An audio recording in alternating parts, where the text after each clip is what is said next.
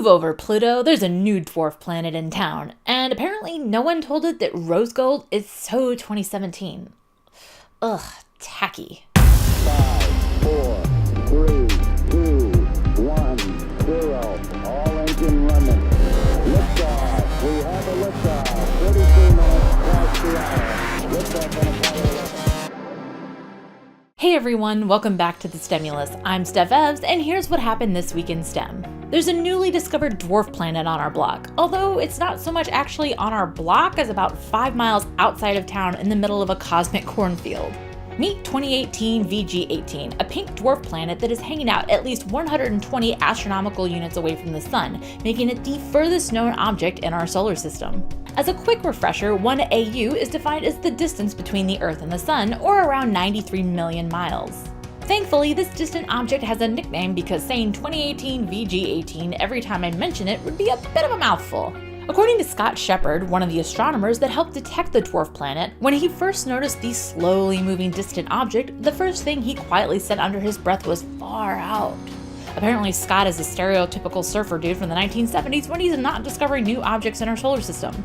Anywho, the nickname Far Out stuck, and it is very apt considering that the dwarf planet is hanging out at an orbit almost 4 times further from the Sun than Pluto. This also puts it at close to the same distance as Voyager 2, the space probe that recently entered interstellar space. So how does one discover an incredibly distant dwarf planet while perusing the night sky? If it sounds like searching for a needle in a haystack, that's because it is. It took an international team of astronomers scanning through tons of data supplied by extremely high-powered telescopes looking for the tiniest bit of movements of celestial objects to find Far Out. While this may sound like an incredibly difficult and tedious process, this team is very good at it. Since the team started their search in 2012, they've searched about 20% of the night sky and found many of the 50 or so known dwarf planets in our solar system. In fact, this isn't even the first dwarf planet they've discovered this year. Back in October, they announced that they discovered the teeny dwarf planet TG387, which they nicknamed Goblin.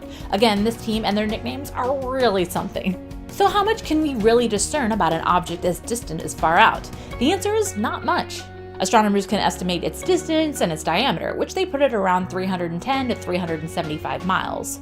For comparison's sake, Pluto, the largest known dwarf planet in our solar system, has a diameter of about 1,470 miles. They can tell Far Out moves incredibly slowly and takes at least 1,000 years to complete one orbit of the Sun, although the shape of its orbit is still unknown, so they can't tell if it's moving further or closer to the Sun. This means that they don't know how far it may travel into the solar system and whether or not it's affected by the gravity of our larger planets such as Jupiter, Saturn, or even Neptune. They can also tell that it has a reddish pink color, which is apparently common in that area of the solar system.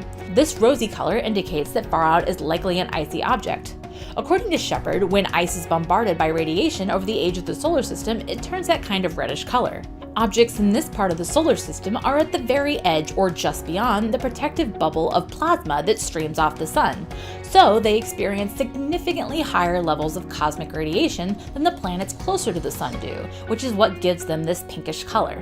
So what's next for this team? Well, they'll continue trying to learn more about Far Out, which will probably take at least another year since they're going to have to comb through data from telescopes all over the world to find more views of Far Out.